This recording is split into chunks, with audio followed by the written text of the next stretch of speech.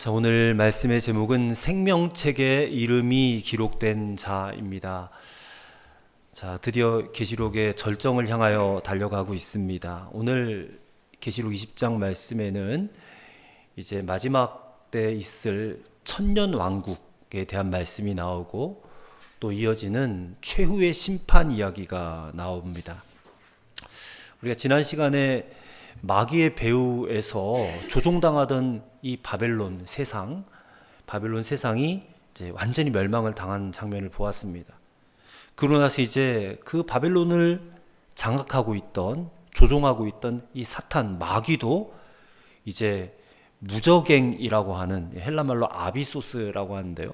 이 무저갱에 이제 갇혀서 1000년 동안 꼼짝달싹하지 못하는 거예요. 그야말로 1000년 동안은 사탄이 이 땅에서 역사를 하지 못하는 겁니다. 아주 놀라운 세상이 시작이 되어지는 것이죠. 그래서 이 기간을 천년 왕국 세상이다, 그렇게 말을 합니다. 천년 왕국 시대라고 그렇게 말을 합니다. 근데 그와 동시에 성도들이 부활을 해요. 마귀에게 절하지 않고 또 순교를 당하였던 성도들이 부활해서 그리스도와 함께 천년 동안 왕노릇한다, 그렇게 이제 4절 끝절에 말씀하고 있죠. 그리고 그들의 부활을 5절 말씀에 보면 첫째 부활이라 그랬어요. 첫째 부활. 그러니까 예수님의 이름을 믿고 죽은 성도들, 또 순교했던 성도들이 다 부활하는 겁니다. 첫째 부활. 그래서 6절에 보면 이 첫째 부활에 참여하는 자는 복이 있다 그랬죠. 우리 모두가 이 첫째 부활에 참여하게 되기를 바랍니다. 자, 그런데 여기 지금 언급된 천년 왕국에 대해서 세 가지 학설이 있어요. 이 천년 왕국이 예수님의 재림 전에 있느냐, 이거를 후천년설이라고 하거든요. 예수님 재림 전에 천년 왕국이 지금 되어지고 있다, 과정 가운데 있다라고 이제 설명하는 그런 설이 있고요. 또 하나는 예수님의 재림 후에 있느냐, 이를 전천년설이라고 합니다. 아니면 이 천년왕국은 문자 그대로 천년 동안 왕국이 있는 것이 아니라 단지 상징적인 표현이다. 그래서 이것을 무천년설이라고 합니다. 그래서 뭐 전천년설, 후천년설, 무천년설 이런 이제 걸 가지고 막 논쟁도 하고 그러는데요. 그러니까 논쟁이 있다라는 것은 성경이 이에 대해서 정확하게 말하지 않았기 때문에 논쟁이 있는 거예요. 그러니까 뭐가 뭔지 우리는 확실하게 알 수 없어요. 그래서 전천년설이 옳으냐, 후천년설이 옳으냐, 뭐 무천년설이 옳으냐를 가지고 우리가 소모적인 논쟁을 할 필요가 전혀 없습니다. 그건 신학자들의 영역에 맡기고 우리는 여기 성경에 기록되어져 있는 대로 그냥 받아들이면 되는 거예요. 그리고 이게 어느 것이 맞는지는 진짜 그때가 오면 밝히 드러나게 될 거예요. 그때 가서 알면 되는 거예요. 그러면 우리의 할 일은 뭐냐? 이런 논란 없이도 분명히 깨달을 수 있는 성경의 진리, 주님의 교훈을 이 말씀 속에서 찾아내는 거예요. 그게 뭐냐? 이 세상은 반드시 끝날 것이고, 그리고 모든 사람들에게는 반드시 심판이 있을 것이다. 그런데 그 가운데 이 생명책에 이름이 기록되어져 있는 그리스도인들은 이 마지막 심판, 최후의 심판에 이르지 않게 된다. 이것을 우리가 깨닫고 발견하고 그것을 믿고 살아가는 거예요. 이게 중요한 거 아니겠습니까? 뭐 전천년설이 어떻네, 후천년설이 어떻네, 무천년설이 맞네, 틀리네, 이런 거 우리가 중요하지 않잖아요. 그거는 주님의 때가 되면 우리에게 보여질 것이니까 중요한 것은 우리가 심판에 이르지 아니하여야 된다라는 것입니다. 자, 그런데 7절에 보면 천년이 참에 사탄이 그 옥에서 놓여서 다시 미혹을 한다고 그래요. 그러니까 천년 동안은 사탄이 무저갱에 갇혀가지고 꼼짝달싹하지 못했는데 천년이 끝나면 이 사탄이 다시 한번 풀려나서 사람들을 또 유혹하고 또 전쟁을 일으키게 돼요. 근데 왜 이런 일이 일어나느냐? 그것은 이겁니다. 주님께서 이 사탄을 완전히 멸망시키기 위해서 그렇게 하시는 거예요. 그래서 하늘에서 불이 내려온다고 그랬죠. 9절 말씀해 보면 불이 내려와서 이 사탄과 그를 따르는 자들 다 태워버린대요. 다 태워버리고, 그리고 그들을 미혹하는 마귀가 불과 유황못에 던져진다 그래요. 진짜 마귀가 끝장나는 장면이에요. 불과 유황못에 던져져서 완전히 소멸되어져 버리는, 사라져 버리는 그런 장면이 이제 이어지게 되는 것입니다. 자, 그 후에 11절부터 말씀을 보시면 크고 흰 보좌 위에 주 예수님이 앉아 계세요. 앉아 계셔서 이제 마지막 심판을 행하게 됩니다. 이것을 최후의 심판이라고 하죠. 그리고 다른 말로 백보좌 심판이라고도 합니다. 백보좌라는 것은 흰 보좌라고 해서 백보좌라고 합니다. 근데 그때 그동안에 있었던 땅과 하늘이 다 사라져 버려요. 그리고 세상의 모든 죽은 불신자들이 부활을 해요. 그래서 예수님 앞에 서서 심판을 받게 되는데요. 이것이 바로 둘째 부활, 두 번째 부활이에요.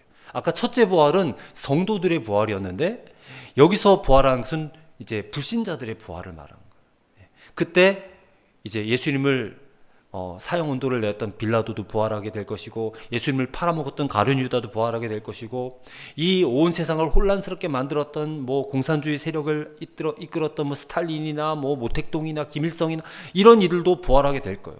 악한 자들.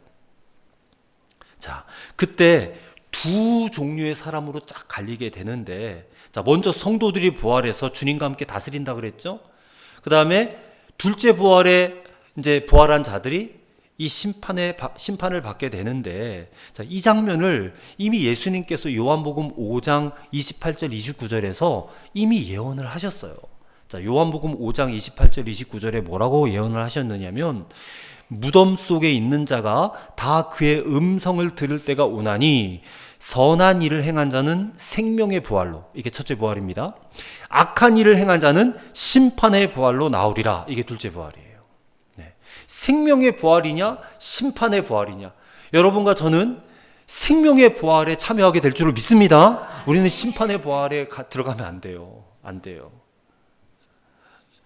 자, 이런 장면이 이제 펼쳐지게 되는데, 뭐 요즘에도 그런 주장을 하시는 목사님들이 계신 것 같아요. 지옥은 없다. 지옥은 없고 인간은 죽어서 다 천국에 들어간다.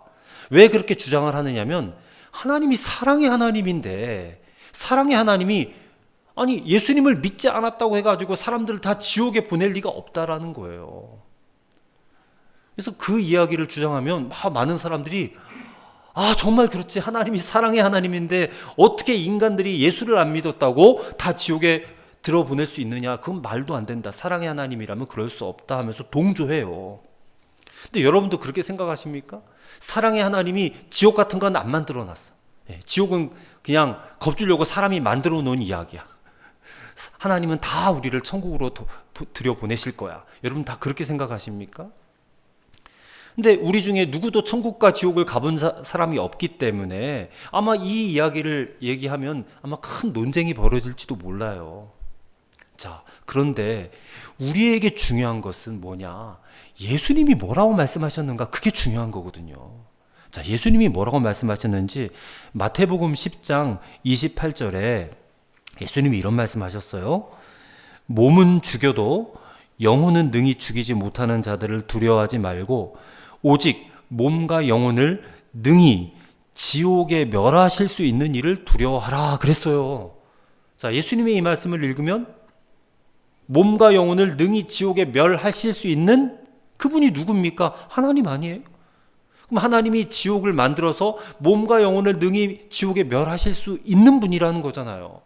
여러분, 지옥은 반드시 있습니다. 저는 갔다 오지 않았지만, 본 적도 없지만 주님의 말씀을 100% 믿기 때문에 지옥이 있다는 사실을 저는 확실하게 믿습니다. 여러분도 믿으시기 바라요. 우리 감리교회를 창시하신 존 웨슬리 목사님도 심판과 지옥에 대한 설교를 엄청 많이 하셨어요. 웨슬리 설교 전집 보면 지옥과 심판 이야기가 굉장히 많이 나오는데, 예를 들어서 이런 예를 드셨어요. 웨슬리 목사님이 여러분의 손가락을 불에다 대고 있어 보아라. 잠시 동안도 견디기 어려울 것이다. 이보다 더 큰 고통은 없을 것이다. 하물며 온 몸이 불에 들어가 죽지도 않고 영원히 있을 것을 생각해 보라 하면서 지옥에 대해서 설교를 하셨단 말이에요. 우리가 감리교인인데 감리교를 창시하신 웨슬리 목사님도 지옥에 대해서 그렇게 설교를 많이 하셨다는 거예요. 그런데 어떤 이들은 지옥은 없다 그래요. 지옥은 없다. 여러분, 지옥은 없다라고 말하는 것은 예를 들면 이 독약병이 있는데 거기에 그 라벨에다가 독약 또는 뭐 해골 표시를 싹 가리고 지워버리는 것과 똑같은 거예요. 그 병을 가지고 그냥 아이들이 그냥 마셔버리면 어떻게 되겠습니까? 그냥 즉사하는 것 아니에요. 근데 그 독약병을 가지고 독약이란 표시를 하지 않고 해골 표시를 하지 않는 것이 이게 친절이고 이게 사랑이겠느냐? 그것은 지옥이 없었으면 좋겠다라고 하는 철부지 같은 생각이라는 거예요. 지옥은 없으니까 네 하고 싶은 대로 다 하고 살아. 네 마음껏 네 마음대로 살아라고 말하는 마귀의 유혹이에요. 마귀의 유혹. 무디 목사님은요, 그런 설교를 했어요. 만일 지옥이 없다면 우리가 그 많은 시간을 들여서 이 성경을 읽을 필요가 없고 이 성경은 다 불태워버려야 된다 그랬어요. 지옥이 없다면 그 많은 돈과 시간을 들여서 예배당을 지을 필요도 없다 그랬어요.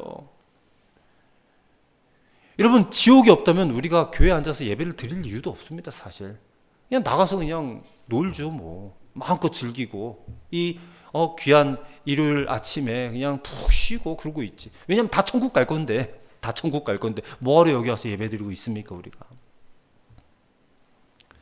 그렇기 때문에 천국과 지옥은 분명히 있다. 이 사실을 우리가 가슴 깊이 새겨야 돼요. 아니 목사님 지금 시절이 어느 시절인데 아직도 천국과 지옥 얘기를 하고 있습니까? 아니요. 이게 우리의 전부거든요. 이게 우리 신앙의 목적이고 목표고 우리 신앙의 전부예요. 우리는 천국 들어가려고 예수 믿는 거지 이 땅에서 부귀영화 누리려고 예수 믿는 건 아니거든요. 그렇다면 오늘 이 계시록 20장 본문을 통해서 우리가 무엇을 깨닫고 또 어떻게 살아야 될 것인지에 대해서 함께 살펴보고자 합니다. 첫째로, 자, 심판하시는 보좌, 하나님의 보좌 앞에는 두 가지 책이 있는데 하나는 생명책이 있고 하나는 행위책이 있습니다. 자, 11절 12절의 말씀 보십시오. 또 내가 크고 흰 보좌와 그 위에 앉으신 이를 보니 땅과 하늘이 그 앞에서 피하여 간데 없더라. 또 내가 보니 죽은 자들이 큰 자나 작은 자나 그 보좌 앞에 서 있는데 책들이 펴 있고 또 다른 책이 펴졌으니 곧 생명책이라. 죽은 자들이 자기 행위를 따라 책들에 기록된 대로 심판을 받으리니 그랬어요. 자, 한 책은 분명히 생명책이라는 이름이 있고 또 한 책은 죽은 자들이 자기 행위를 따라 기록된 대로 심판을 받으니라고만 되어 있어요. 이게 행위책이에요. 생명책이 있고 행위책. 이 행위책이라고 불리우는 그 책에는 사람들이 일평생 했던 생각이나 말이나 행동들이요 빠짐없이 기록되어져 있는 책이에요. 여러분, 하나님 앞에 가면 우리의 행위책이 있습니다. 우리가 한평생 내 마음속으로 생각했던 것들, 계획했던 것들, 또 죄 지은 것들, 누구를 미워했던 것들, 은밀한 가운데 행한 모든 더러운 행동들, 다른 사람 모르는 일들, 남편도 모르고 아내도 모르고 부모도 모르고 자식도 모르는 그런 모든 일들이 행위책에 다 기록이 되어져 있다. 왜 그게 기록이 되어져 있습니까? 그것 가지고 심판한다는 거예요. 그것 가지고. 그러니 얼마나 두려운 일입니까 이게. 그러면 이 이야기를 들으면서 아니 사람이 일평생 동안 행했던 선한 일도 있고 악한 일도 있을 텐데 그것을 이렇게 대조해 가지고 선한 일이 악한 일보다 더 많으면 구원받고 악한 일이 선한 일을 더 많이 했으면 멸망을 받는다? 딱 그렇게 생각이 들지 않겠어요? 근데 그런 말이 아니라는 거예요. 여러분, 세상 법정에서도 그런 경우는 없잖아요. 세상 법정에서도 내가 착하고 선하게 살았던 것하고 죄 지은 것하고 비교해가지고 이 사람은 선한 일이 더 많으니까 이 사람은 살려줍시다. 이 사람은 방면해 줍시다. 그렇게 말합니까? 그렇지 않잖아요. 어떤 죄를 지었느냐 그것만 문제 아닙니까? 전직 대통령이 재판을 받고 엄청난 중형을 선고받았어요. 아직 뭐 실형을 받은 건 아니지만 그가 잘한 일이 있었을 거예요. 근데 그 잘한 일은 아무 상관이 없어. 지은 죄가 있으면 그 지은 죄에 따라서 벌을 받는 거 아니겠어요? 예전에 서울시장 하셨던 그분도 마찬가지예요.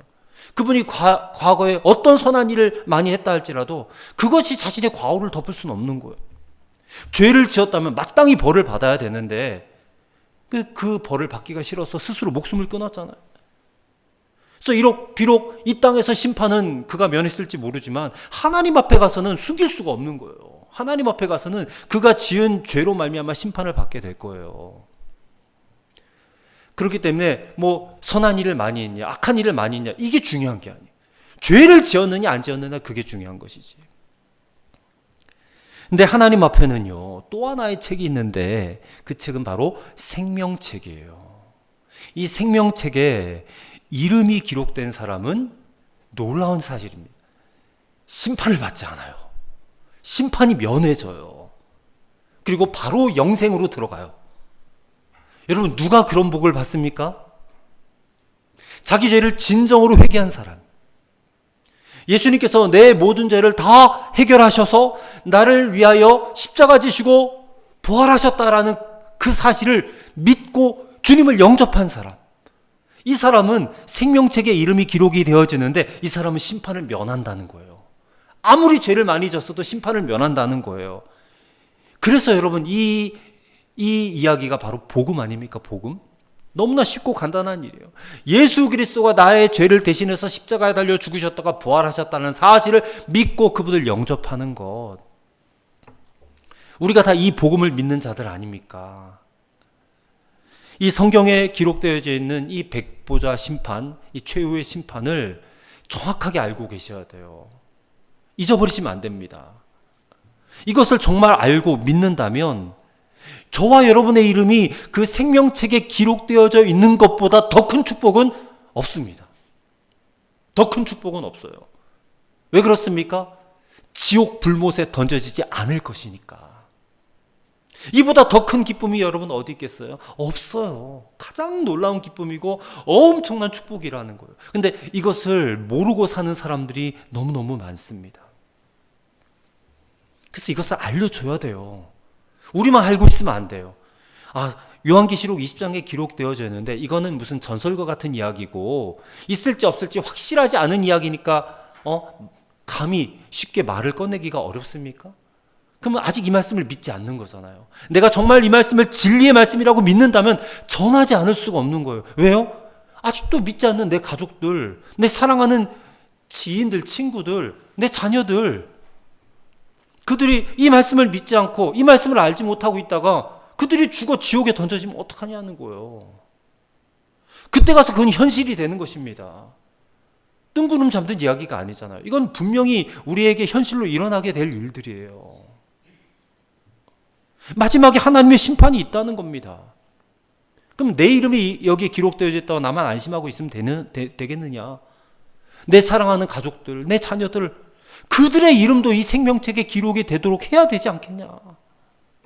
그런 뜨거운 열망과 소원이 여러분들에게 있습니까? 그렇다면 전도하셔야죠. 전하셔야죠. 이 말씀을 들이밀고 봐라. 이게 나중에 너의 현실이 될 거야. 계시록 20장 21절 이하를 읽어주세요. 보여주시든지.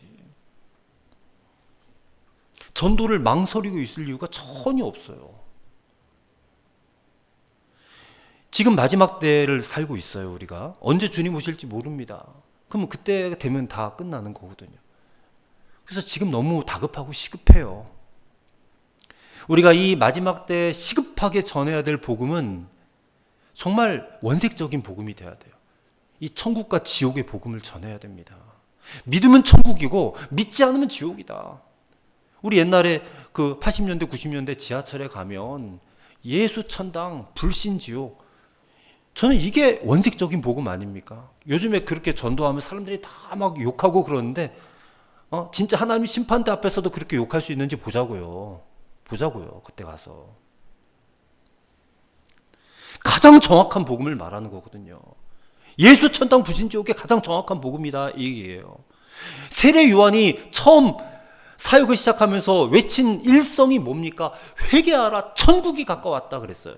예수님도 처음 사역 시작하시면서 선포하였던 말씀이 똑같은 말씀이에요. 회개하라, 천국이 가까웠다. 천국 복음을 말했다는 거예요. 천국 복음.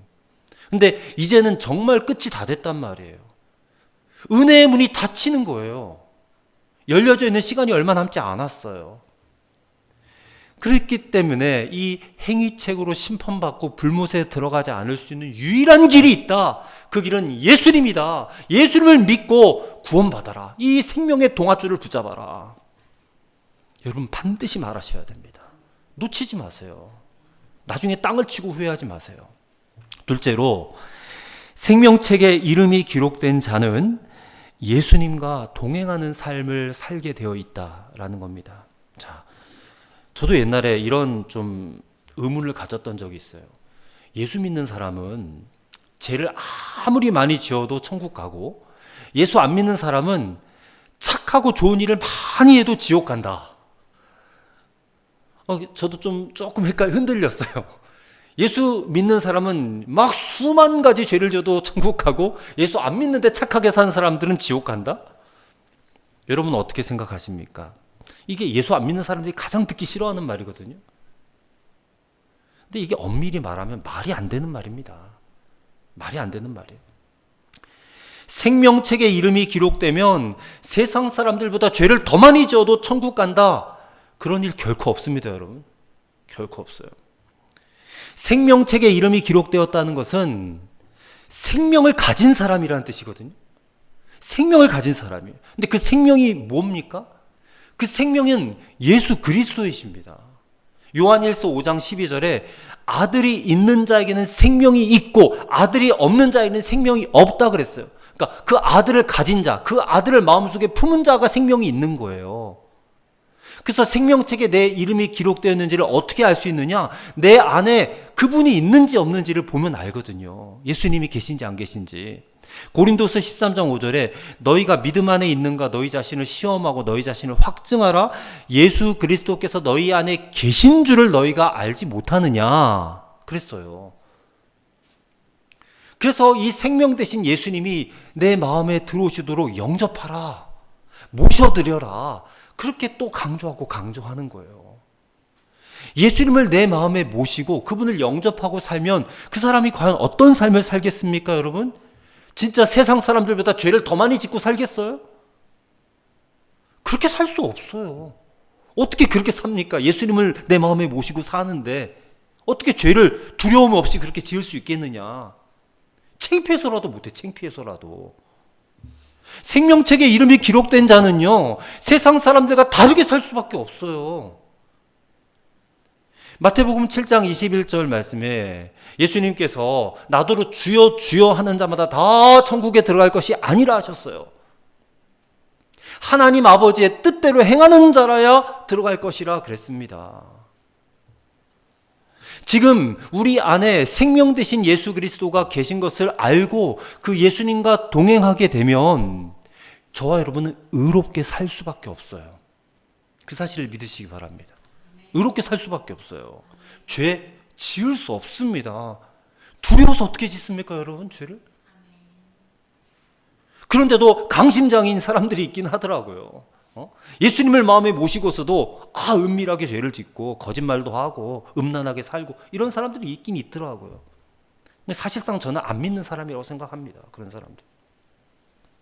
예수님이 마태복음 5장 20절에 내가 너희에게 이르노니 너희 의가 서기관과 바리새인보다 더 낫지 못하면 결단코 천국에 들어가지 못하리라 하셨어요.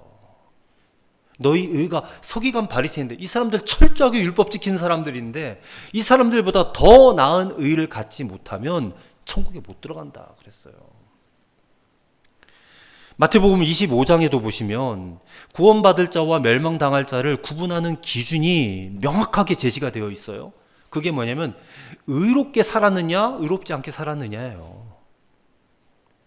줄인 사람을 봤을 때 먹을 것을 주었고 목마른 사람에게 마시게 했고 나그네된 자를 영접하였고 벗은 자에게 옷을 입혔고 병들었을 때 돌아보았고 옥에 갇혔을 때 찾아갔느냐.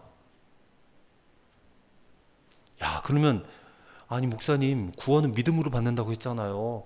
근데 이 마태복음 25장에는 보니까 그냥 행위로 받는 건 행위로 착한 행위가 있어야 돼. 의로운 행위가 있어야 되겠네요. 그렇게 생각이 들 수도 있겠지만 아닙니다, 여러분. 이 말씀은 그가 진정 예수님을 믿고 마음속에 모셔들었다면 그 예수님과 동행하는 삶을 얘기한 것이지 이게 어떻게 행위 구원입니까? 예수님과 동행하면 이렇게 살 수밖에 없어요. 신약 성경은 우리가 구원받는 것은 절대 우리의 행위가 아니라고 했어요.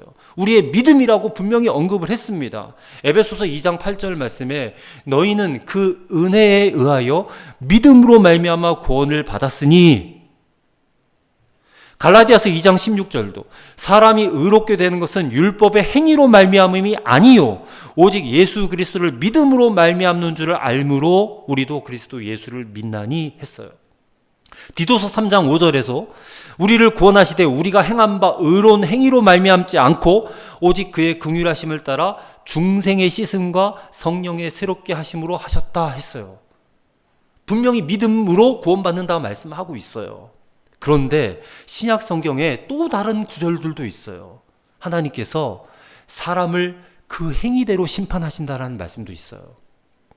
로마서 2장 6절에 하나님께서 각 사람에게 그 행한 대로 보응하시라 하시되, 고린도후서 11장 15절에 그들의 마지막은 그 행위대로 되리라.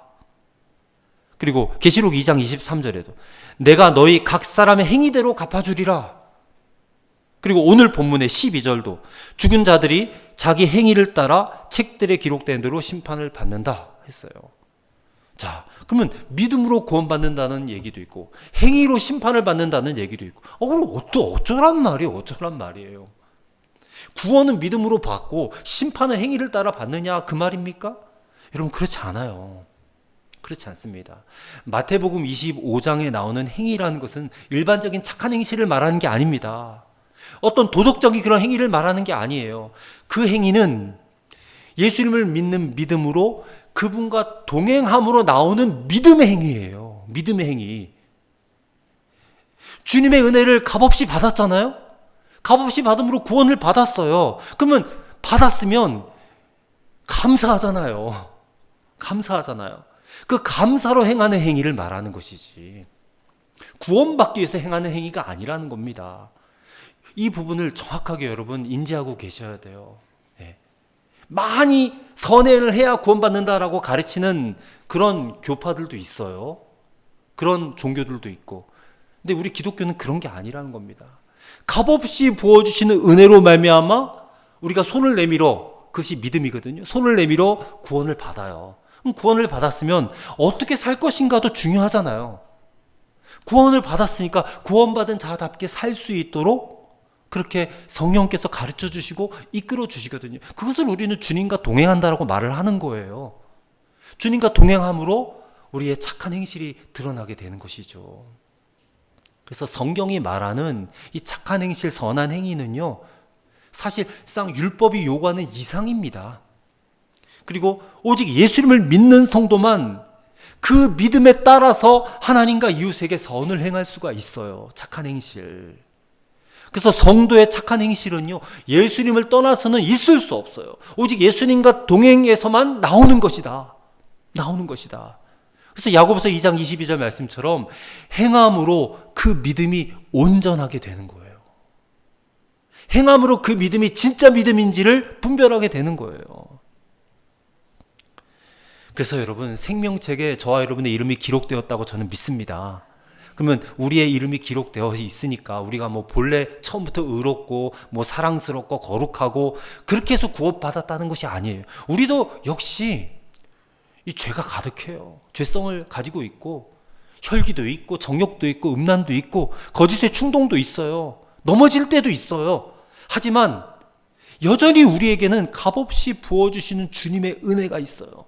속죄의 은혜가 있어요. 그래서 얼마든지 우리가 넘어졌을 때 주님 앞에 나아가서 주님 잘못했습니다, 나의 죄를 용서해 주세요 하고 진심으로 회개하면 다 해결되어지는 거예요. 그게 우리의 축복 아닙니까? 우리가 얼마든지 주님께 나아가서 회개하면 싹 씻어주신다는 거예요. 그래서 70번씩 7번이라도 용서해 주시는 주님의 은혜 아닙니까? 그리고 마지막 주님 앞, 이 심판대 앞에 우리가 서지 않겠지만 사탄이 고소할 거 아니에요. 우리를 정죄할 겁니다. 그때 주님께서 변호해 주실 거예요. 우리에 대해서 당신의 피로 우리를 정결케 해주셨고 의롭게 해주셨다라고 우리를 변호해 주신다는 겁니다. 주님이. 그래서 로마서 8장 33절에 누가 능히 하나님께서 택하신 자들을 고발하리요, 의롭게 하신 이는 하나님이시니 누가 정죄하리요, 그래요. 그래서 이 생명책에 저와 여러분의 이름이 기록되어 있기 때문에 우리는 은혜로 구원받은 자예요. 그리고 우리가 그 주님과 동행함으로써 선을 행하고 의롭게 살 수 있게 되었다는 것입니다. 그 사실을 믿으시길 바라요. 근데 생명책에 이름이 기록되어져 있지 않으면 결국 그 사람은 예수님이 변호해 주실 수도 없고 예수님과 동행하지도 않으니까 그냥 자기 행위대로 살다가 그 악한 행위대로 심판을 받을 수밖에 없는 거예요. 그럼 면할 수가 없습니다. 여러분, 이 말씀을 그냥 건성건성으로 듣고 넘기면 큰일 납니다. 1945년 이제 8월에 미국이 히로시마에 원자폭탄을 투하했잖아요. 근데 아무런 경고도 없이 그냥 투하하지 않았어요. 여러 번 전단을 뿌려가면서 경고를 했어요. 피난 가라고. 이제 8월 6일 날 원자폭탄을 투하할 건데 그 전에 빨리 이곳에서부터 50km 떨어진 곳으로 피난 가십시오. 이 원자폭탄이 떨어지면 살아남을 사람이 없습니다. 어서 피하십시오 했는데 그 전단을 읽은 일본 사람들 대부분이 코웃음을 쳤다는 거 아닙니까? 야, 전쟁에 패하게 됐으니까 저들이 공갈을 치고 있네? 거짓말하고 있네? 아니, 이 땅의 시민들을 다 죽이는 그런 폭탄이 어딨어? 믿지는 않았다는 거예요. 그러면서 그래도 혹시는 모르니까 피난 갈까 하고 망설이던 사람들도 있었는데 그래도 한번 두고 보지 뭐 하고 그냥 주저앉았어요. 그런 사람들 어떻게 됐겠습니까? 그냥 폭탄이 투하되니까 그냥 다 죽었죠. 마지막 때 심판도 마찬가지예요. 여러분, 그날이 오면 피할 길이 없어요. 계시록을 왜 읽습니까? 마지막 심판이 있다라고 하는 경고 전단이거든요. 경고 전단. 이 기록되어져 있는 말씀을 우리가 읽고 생각하고 진짜 믿음으로 우리가 그날을 두려운 마음으로 기다려야 돼요, 사실은. 그리고 아직까지 이 말씀을 건성으로 듣고 믿지 않으면 정말 큰일 났다. 발등에 불 떨어졌다. 그들에게 진정으로 회개하고 빨리 예수님을 영접해야 돼. 여러분, 강권하셔야 될 줄로 믿습니다. 이미 예수님을 영접한 저와 여러분은 매일매일 예수님과 동행하며 살아야죠. 그리고 마지막 세 번째로, 생명책에 내 이름이 기록된 자는 하늘 창고에 쌓는 삶을 살게 된다라는 것입니다. 자, 누가복음 10장에서 예수님께서 70명의 제자들을 전도자로 파송을 하셨는데 그들이 전도하러 갔다가 돌아와서 막 기뻐하면서 이런 말을 했어요. 주여, 주여, 주의 이름이면 귀신들도 항복하더이다. 그래요. 근데 예수님이 뭐라고 하셨냐면, 야, 귀신들이 너희에게 항복하는 것으로 기뻐하지 말고 너의 이름이 저 하늘에 기록된 것으로 기뻐하라 그래요. 그게 꼭 오늘 본문 말씀 아닙니까? 네 이름이 하늘 생명책에 기록된 것으로 기뻐해. 오늘 저와 여러분에게 그 기쁨이 충만하기를 바랍니다. 우리의 이름이 하늘나라 생명책에 기록되어 있는 것으로 기뻐하고 또 기뻐하실 수 있게 되기를 바랍니다. 그 이름이 기록되어 있는 증거가 뭡니까? 우리가 주님과 동행하는 거 아니에요? 그 주님과 동행하는 그 기쁨으로 의롭게 살고 거룩하게 살고 사랑하면서 살게 되는 것 아니겠어요?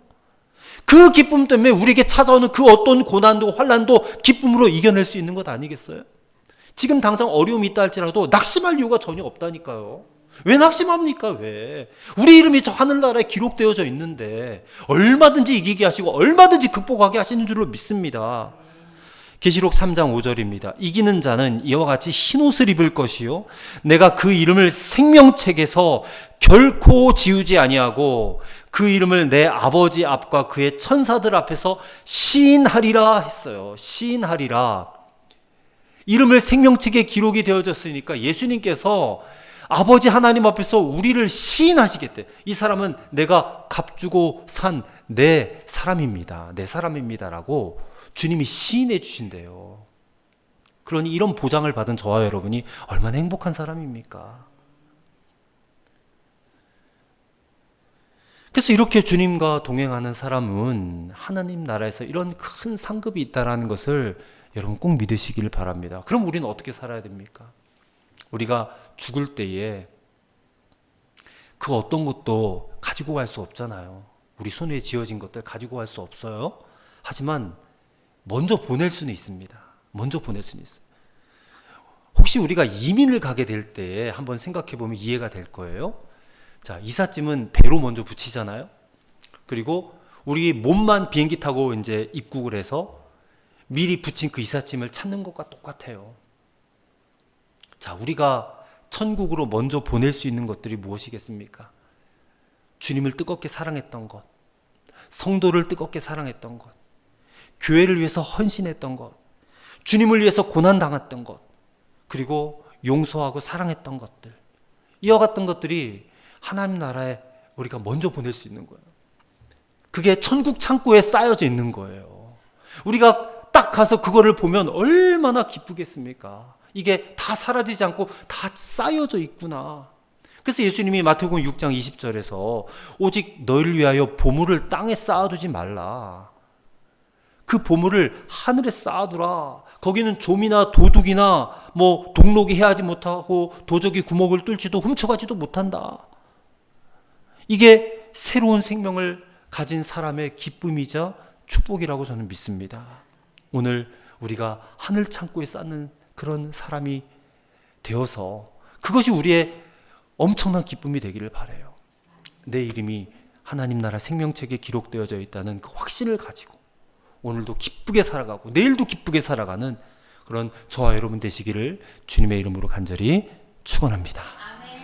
하나님 아버지, 생명책에 우리 이름이 기록되어져 있음을 믿습니다. 그리고 사랑하는 내 가족들, 내 자녀들, 내 이웃들의 이름도 함께 기록되어져 있기를 간구하고 또 간구합니다.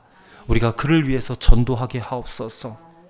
사망과 음부까지도 다 태워버릴 저 지옥 불못에 들어가는 일 없도록, 마지막 백보자 심판 때에 행위책에 기록된 것으로 심판받지 않도록 주님, 우리의 이름을, 우리 가족들의 이름을, 우리 자녀들의 이름을 기록하여 주옵소서.